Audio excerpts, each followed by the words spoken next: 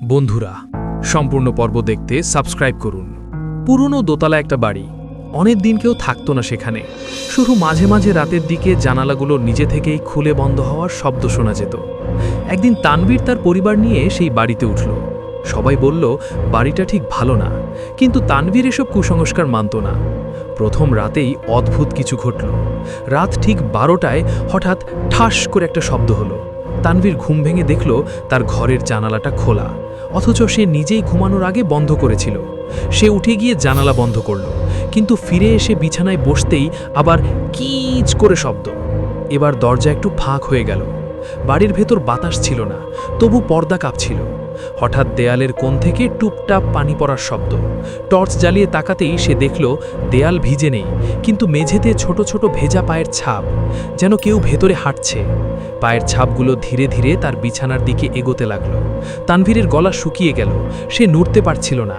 ঠিক তখনই তার কানের কাছে খুব ধীরে একটা ফিসফিস শব্দ, জানালাটা খোলা রাখো, আমি বাইরে থাকতে পারি না। হঠাৎ সব শব্দ থেমে গেল।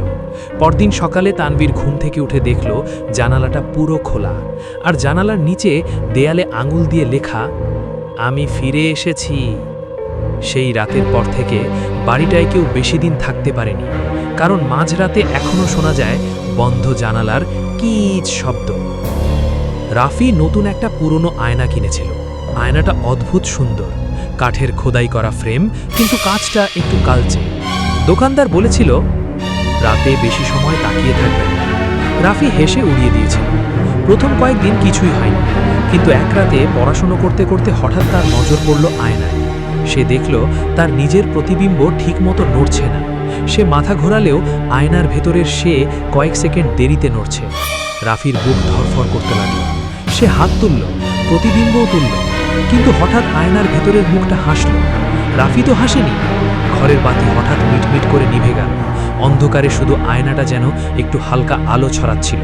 সে স্পষ্ট দেখল আয়নার ভেতরের সে ধীরে ধীরে সামনে এগিয়ে আসছে, যেন কাঁচের ওপাশ থেকে বেরিয়ে আসবে। হঠাৎ তার পেছনে ঠান্ডা নিঃশ্বাসের অনুভূতি। কাঁপতে কাঁপতে সে ঘুরে তাকালো। পেছনে কেউ নেই, কিন্তু আবার আয়নার দিকে তাকাতেই দেখল ঘরের ভেতর দাঁড়িয়ে আছে দুজন রাফি। একজন বিছানার পাশে, আরেকজন দরজার কাছে। দরজার পাশের রাফিটা ধীরে ধীরে বলল, তুমি অনেক দিন বাইরে ছিলে, এবার ভেতরে যাও। হঠাৎ সব কিছু অন্ধকার। পরদিন সকালে পরিবারের লোকেরা দরজা ভেঙে ঢুকে দেখে ঘরে কেউ নেই, শুধু দেয়ালের সাথে ঠ্যাস দিয়ে রাখা সেই আয়নাটা।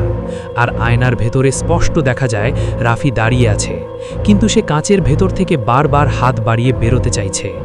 নতুন একটা ফোন কিনেছিল নিলয়। ফোনটা একদম নতুন, সিমও নতুন, কারো কাছে নাম্বার দেয়নি এখনো। প্রথম রাতেই ঠিক 12:01 ফোন বেজে উঠল।